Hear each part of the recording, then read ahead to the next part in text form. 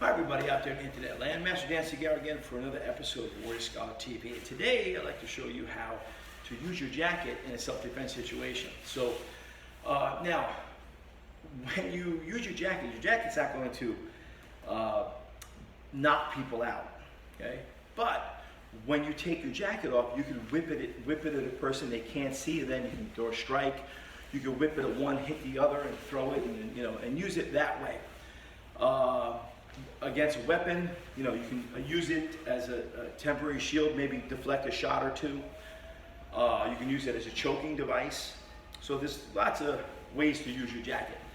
Second is if you come across a wild dog or a vicious dog off the leash, which I happen to have had a couple experiences with, that you might need to use it to wrap the animal's head or to wrap around your arm as a temporary defensive measure. So basically, to take your jacket, you never want to take your jacket off like this, because you're just like with the backpack we mentioned in an earlier video, you can get, your arms are tied up at that point. So the trick is, what you want to do is you want to start getting your hands up in a defensive position, either this way or this way.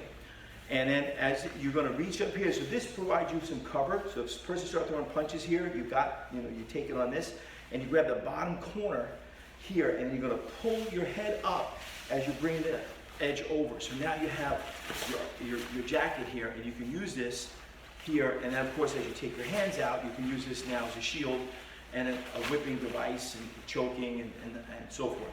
So you want to step back as you do that, because that gives you a split second.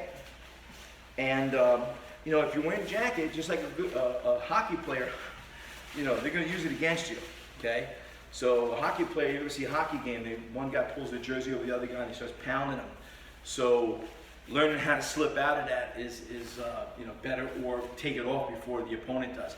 So we don't want to do this, again, because we'll get hit.